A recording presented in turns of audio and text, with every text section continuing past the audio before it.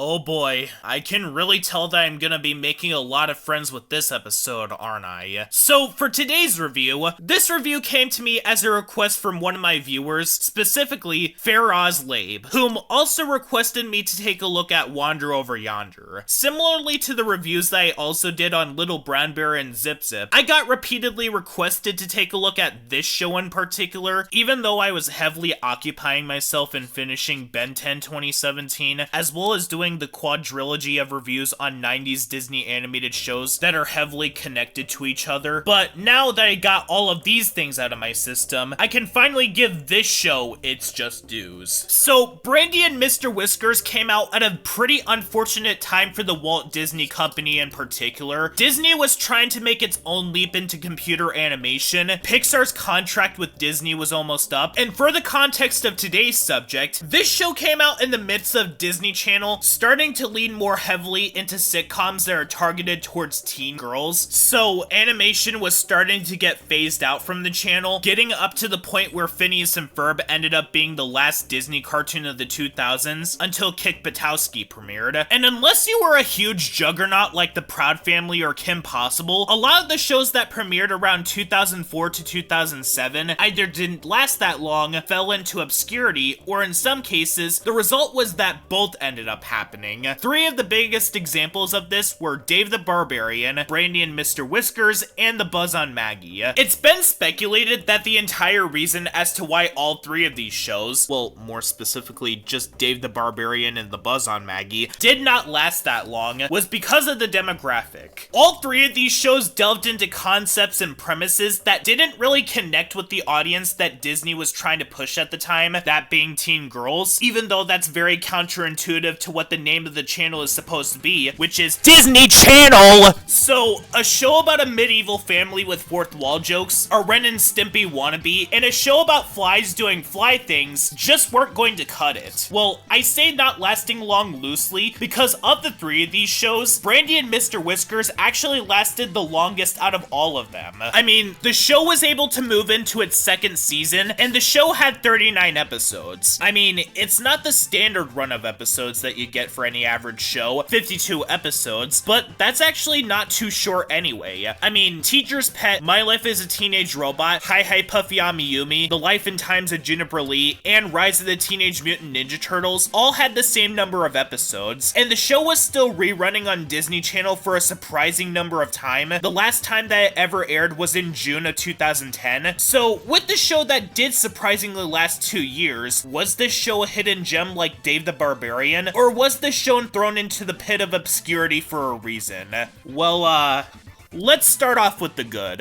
I adore how this show looks. Apparently, one of the directors of this show, Timothy Bjorklund, also worked on Teacher's Pet, and you can clearly tell, as it clearly has a lot of the same highlights as that show, such as the movements being very smooth, the monkeys and animals looking very silly, and all of the characters having these thick black outlines. The only thing that was a bit distracting was the overuse of the white spots on the eyes, but that's such a minuscule detail that it doesn't really matter. Also, Ed is the highlight of the show. He's such a chill and laid-back character that is nonchalant to be as blunt as possible around Brandy and Whiskers, and also, Tom Kenny puts on such a cool and slick voice for him that it makes him a joy to watch whenever he'd show up. But then again, the animation was also great in Rent-A-Girlfriend, and Sumi was also the best part of that show, and I literally hated that show. So, when it comes to Brandy and Mr. Whiskers, a lot like Bonkers, this is one of those shows that you'd either love or absolutely hate. And I'm sorry to disappoint those who like this show, but this was another one that I really didn't like. This show is not just bad, it is plain awful. Why is that exactly? Well, as I stated back during my review of Shnookums and Meat, it was a show that tried so desperately hard to be Ren and Stimpy, while also not wanting to go all the way with wanting to be Ren and Stimpy, that it resulted in it being nothing but a pale imitation of Ren and Stimpy. Brandy and Mr. Whiskers has this exact same problem, the only difference is being that the show does succeed in going off model with its characters, and what it was intending to be was more unintentional original, the show very much comes across as if it didn't mean to take a lot of aspects from Ren and Stimpy. And in all fairness, instead of a stupid male cat being paired up with a smart male dog, it's a stupid male bunny being paired up with a smart female dog. But that's not really any different from what we've seen with Cow and Chicken, which was already a show that's been written off as a Ren and Stimpy clone in of itself. But if I had to choose between which one I find worse between either Shnookums and Meat or Brandy and Mr. Whiskers, I'd honestly have to choose Brandy and Mr. Whiskers. Because with Shnookums and Meat, the most that you could ever say about that show regarding its issues, it was literally just a clone of Ren and Stimpy with incredibly unlikable characters under the surface, and it also had pretty lackluster timing on its slapstick. But that was really about it. There wasn't anything in that show to have me want to rant and rave about it for several minutes. Brandy and Mr. Whiskers, while not being as much of a clone of Ren and Stimpy as the former, is not only a show that has unlikable characters, it's also a very annoying show, with the premise and execution that I really need to tear to shreds. So, you want to know what this show is about, actually? Well, this show stars a female Ren Hoek and Stimpy if he had the voice of Buster Bunny and was a rabbit. During a plane ride that Brandy and Whiskers were on, Whiskers basically gets out of his cage as he goes to bother Brandy. After Brandy stupidly tells Whiskers to turn on the light switch to the cargo hold, even though from what I understand, there is no light switch in a cargo hold, Brandy and Whiskers end up being blown out of the cargo hole as both of them land in the Amazon rainforest, as they both just hang out in the rainforest while getting into these wacky misadventures as Brandy looks for any and all ways to get to her owners in only season 1. In season 2, she doesn't even seem concerned to get back to her owners, which actually leads me into discussing the first and one of my biggest problems with this show. This show doesn't seem to understand what makes a jerk character a jerk in the slightest. From what the show is trying to convey in its execution, Brandy is supposed to be the show's Ren Hoek. However, it also weirdly misses the point of Ren Hoek. In Ren and Stimpy, Ren is a jerk from beginning to end, basically getting angry at Stimpy over the tiniest and most insignificant things, even while Stimpy is not bothering Ren in the slightest. Some of those tiny moments where Ren does something for Stimpy, or show that he does care for him, are very rare as well. And the show often gave us a very good reason as to why Ren would get karma for what he do, in the army being an example of this. Brandy and Mr. Whiskers is like half justified in punishing Brandy for what she'd do in certain episodes, but other times, considering the fact that Brandy had sacrificed her chance of getting home or embarrassed herself in front of everyone, it makes her getting the short end of the stick at the end of the episode much harder to watch as a result. Now, none of this is to say that she's this perfect little angel, because she does have her own issues in the show, which I do intend to go into when I get around to talking about the characters, but she gets called out on it when it gets up to that point. But at a lot of other points in the show, she gets treated like absolute garbage for no other reason than the fact that she's mean to Whiskers, despite the fact that the show often gives her a good reason for why she's mean to Whiskers, such as the episode where he annoys the heck out of her with this handheld video game that she gave him so he would leave her alone, even to the point where he keeps her up all night, or the one where he purposefully reads her diary while knowing that she's upset by the fact that he keeps on reading it, resulting in him ostracizing Brandy from her friends. But yet this show has the absolute audacity to say that Brandy was in the wrong for pranking Whiskers as a result of him poking his nose into her private business. And most of the time, Brandy gets treated like absolute garbage most of the time for, quote, being mean to Whiskers. Like, it's literally up there with how tying the knot with an Amagami sister treated Uryu for the misunderstanding that happened in the first episode. Yeah, blame Brandy for why Whiskers' brain decided to commit a bunch of crimes by stealing the other animal's things, instead of properly apologizing to her for accusing her of a crime. Also, why is it that Brandy is on the naughty list in the Christmas episode when she is far from being that mean of a character? I mean, most episodes end with Brandy doing things for Whiskers out of the kindness of her own heart. I mean, the literal intro of the series shows a clip of her saving Whiskers while putting her appearance to the side. Also, Brandy has a very good reason as to why she's upset, or is a jerk to Whiskers. He basically took her away from her family, but yet Brandy is seen in the wrong for wanting to get back to them, in spite of the fact that she didn't even know who Whiskers was before he took her family away from her. But just like the Adventures of Bernie, funny, most of the show comes across as emotional manipulation, like we're supposed to see Brandy as selfish for wanting to get back to her family or something, but given how she's treated by everyone in this show most of the time, the more it feels as if Brandy made a mistake in not taking the chance to get back to them.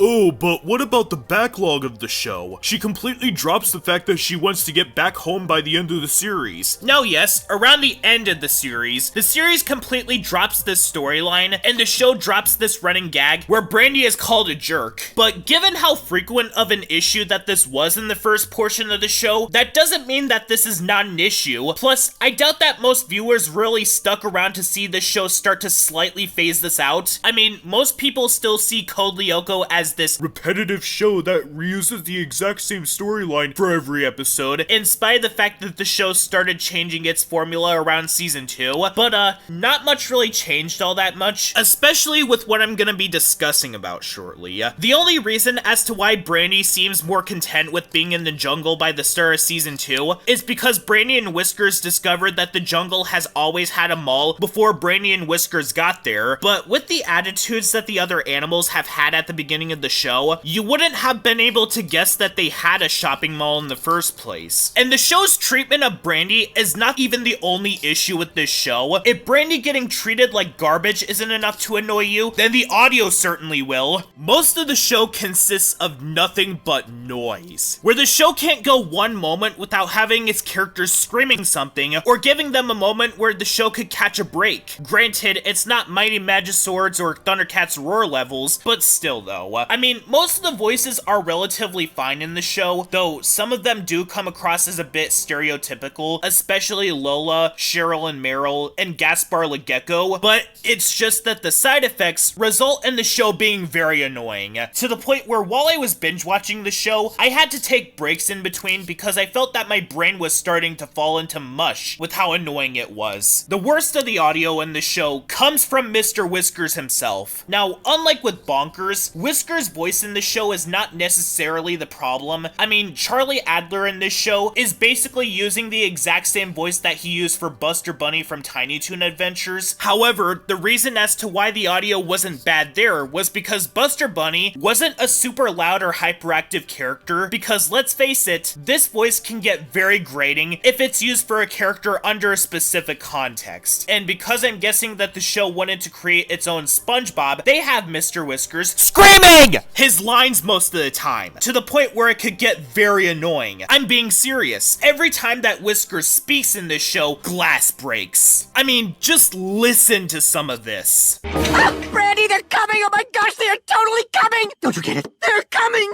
here! That voice, that horrific voice! But it's not like Brandy is any better. I mean, whenever she's not getting tortured in the show, she also shows off another reoccurring issue with the show, where it has no clue who I'm supposed to sympathize with, or who I'm supposed to want to feel scorn towards. In the aforementioned Christmas episode, she was going to run away from her responsibilities by not delivering the presents right after she promised Santa that she would, and only ever does this after she gets called out on it. And also does other egregious things in the show that results in the sympathy I feel towards her in the show getting completely demolished, like overworking Whiskers, Ed, and Lola to make this body cream with little pay, or basically making it so that none of the animals could go near the watering hole, or especially hypnotizing Whiskers so she could get out of cleaning. And for a character who is supposed to be the smart one, she does stupid things which not even Whiskers would do. Like in one episode where she badmouths the cheetah, who agreed not to eat her or Whiskers if they remained friends with each other. And Brandy didn't think that it would be a good idea to kick him out of their house while saying that they're not friends, since he was going to proceed to eat them. Also, I gotta ask, why does Brandy's design look the way that it does in this show? The show constantly says that Brandy is supposed to be a dog in the show, but in actuality, she looks too much like a human. Is there a reason for this? I mean, most of the characters in the show look somewhat like the animal that they're supposed to be. Maybe they made Brandy look like how she is in this show because they want to make her more visually appealing than everyone else, but considering the things that she gets put through in the show, this only raises this question even further. her. Literally the only features that she has in this show to indicate that she's a dog is her nose and tail, but if it wasn't for these two things, you'd probably think that she's actually a human. And even being someone who is not a furry at all, you can tell that there's a lot of art out there regarding Brandy, and the other dog designs are literally just clones of Brandy using the exact same model as her, but with slightly different colors, facial features, and clothes. They didn't even try.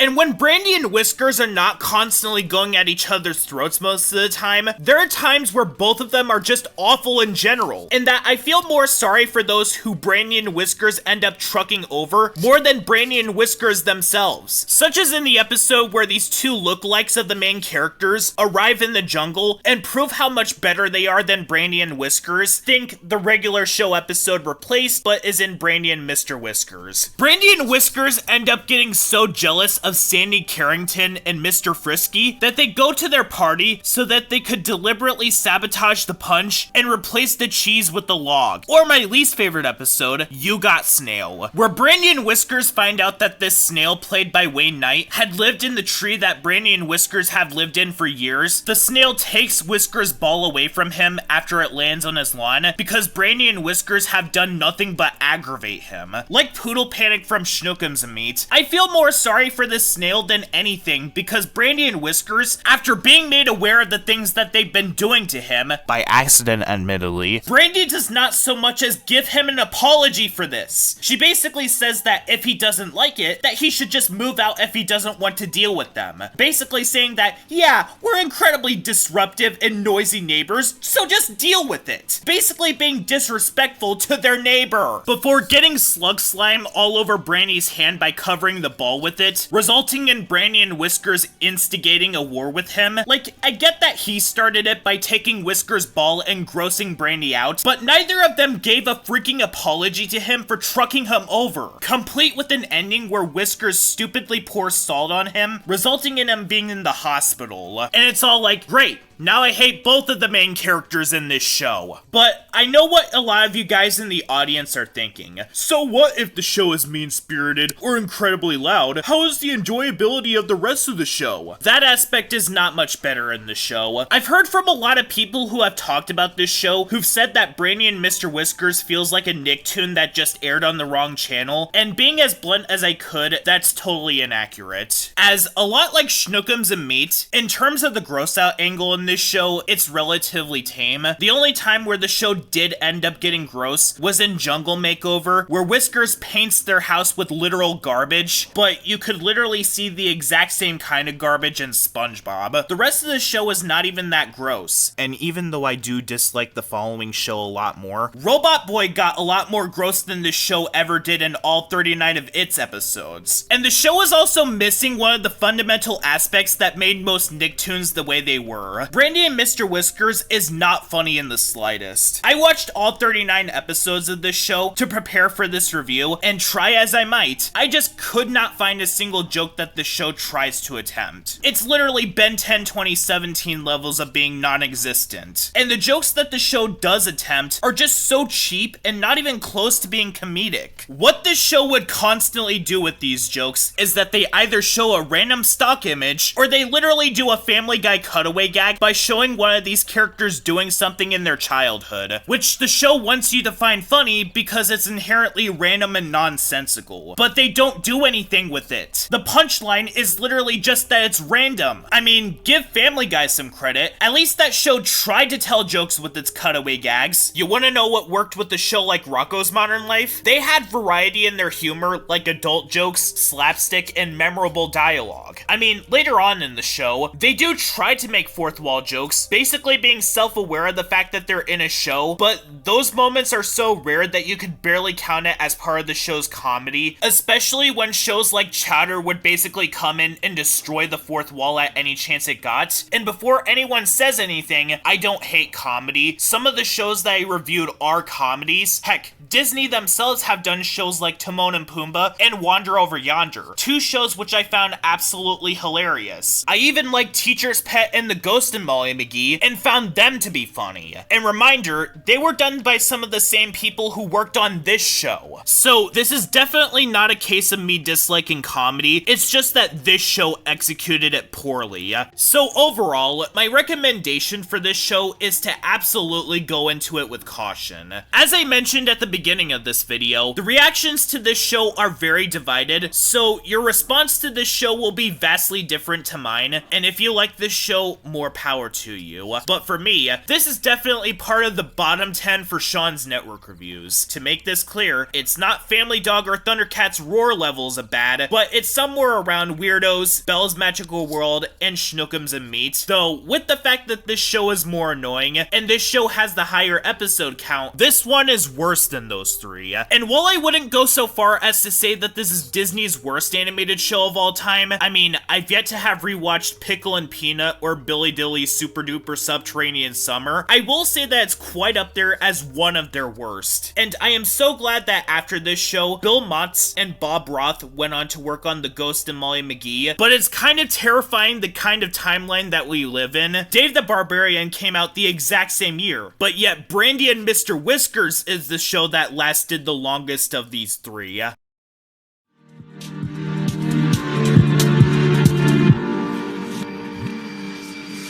Everything